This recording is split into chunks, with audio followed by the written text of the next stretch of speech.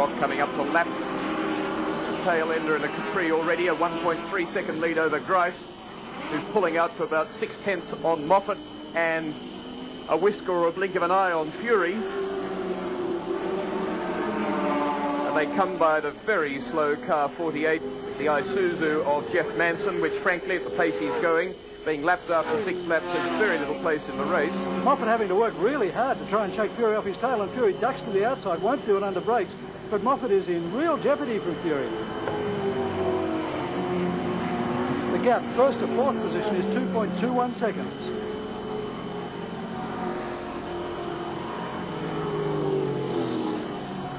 This the scrap behind the two Commodores of Brock and Grice.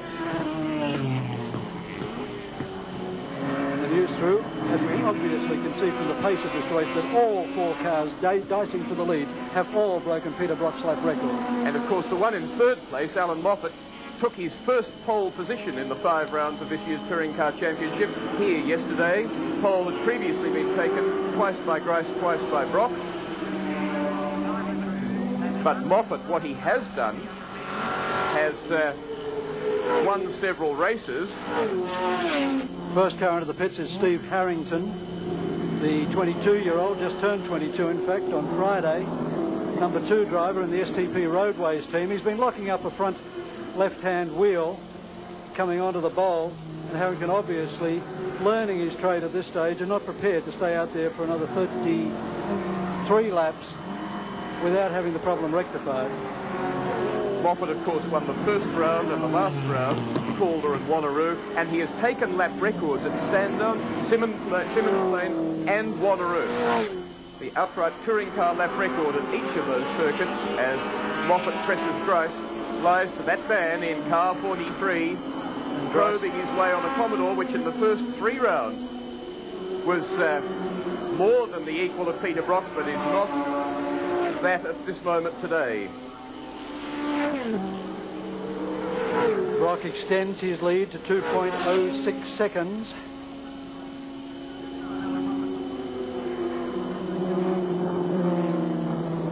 John White, car 65, about to be lapped by Brock. The car some 8 seconds slower than Brock's best practice time.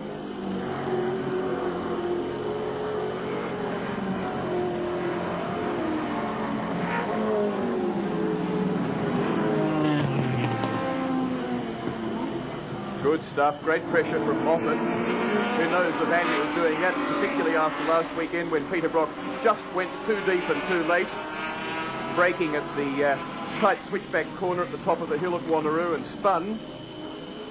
And on the other hand, Fury knows the benefit too of sitting in behind a person as experienced in touring cars as Alan Moffat. Now, Moffat up alongside Grice.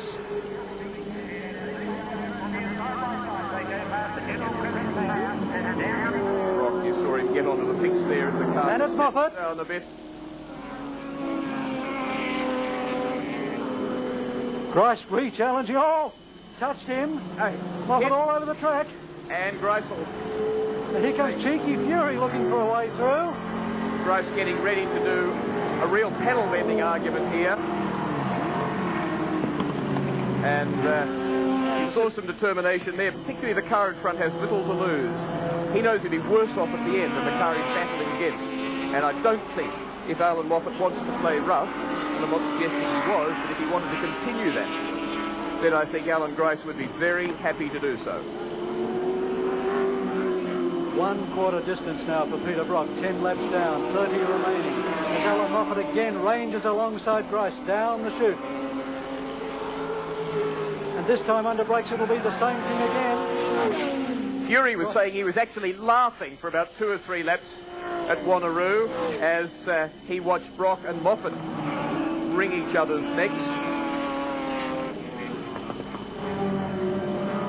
And the persistent Alan Grice,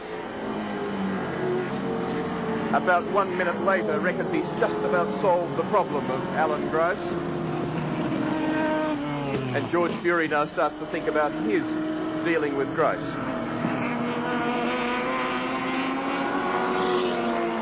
There's is the twice Australian rally champion with only 2 years in road racing, and what a tremendous job he's done. And so too is his mentor, Howard Marsden, who runs the Nissan team. Peter Brock running down the straight and being watched very keenly in the pit by his pit manager, John Harvey, himself a winner of numerous Australian titles, and who will be signalling to him throughout this stage and helping him decide tactics. Here he is with Drew Morford. Well, I'm very interested, John Harvey. Gee, Peter got a great start, didn't he? Well, that was an exceptionally good start, probably one of the best he's done. Now, he hasn't gone too well this year. 2 failed to finish. Why all of a sudden the improvement? Well, we, after the Simmons Plains race, spent a lot of time developing and testing the car at Calder, knowing that we had both Perth and Adelaide to do, a long way away from home base, and that obviously paid off because the car's performing very well. Is there a plan today, or is it just get out in front and keep going? Well, the plan is to stay out in front as long as he can. The biggest problem that faces us, as faces other Commodore or even Falcon drivers, is the fact that the rear tyre performance will deteriorate as the race progresses. The plan was to build up as big a lead as possible early in the race, if that was possible. It's worked out that way, and I see now that Alan Grice and Alan Moffat are having a dice, which is probably slowing Alan Moffat up somewhat and allowing us to gain a bit of ground. So at this point in the race, it's worked out fine for us. We just hope we can make it to the end. Brock is in 9th place in the Australian Touring Car Championship on 32 points. George Fury leads on 99, and behind in 2nd place we can see that Alan Grice has taken back 2nd place from Alan Moffat, with George Fury still in 4th position. Well done, a smoky Alan Grice, whose future in the race may not be very long, as he just puffed a bit of smoke there as he got on the gas for the reverse camber. Peter Brock with some curious signals to his pit that we couldn't work out. On the previous lap, he lapped at the same time. Manson's car, number 48, Roger Manson, Jeff Manson, for a 2nd time, which really doesn't make sense. 4.53 seconds the gap. Peter Brock back to this scrappy trio for 2nd position, and certainly, as John Harvey said, this dice is slowing these 3 drivers up and giving Peter Brock the break he needs, so desperately needs, to be able to win a round of the Australian Touring Car Championship. Fury's starting to be alarmed by it too. He doesn't want to finish 4th.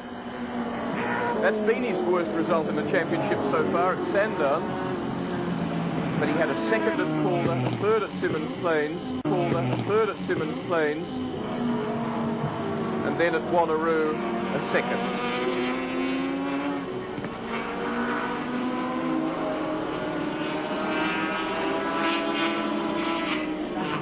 .5 of a second blanket these 3 cars. Brock opens his lead to 5.16 seconds, 0.6 of a second on that lap, as now Moffat slingshots off the bowl, and this slower car, the Andrew Harris car in front of the Ford Falcon, could be a deciding factor in the braking area. Which Grice realises that he's edging his way to the right. But Moffat's got him, and he won that argument well.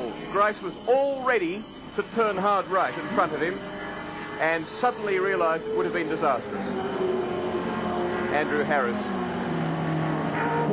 Big Falcon, the ex-Alan Jones car, travelling fairly slowly.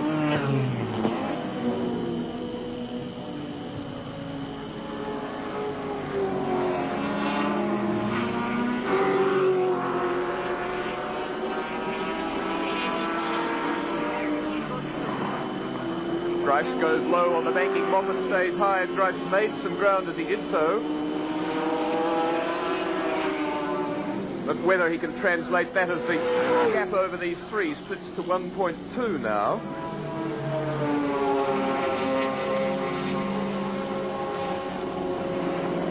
That's the race order.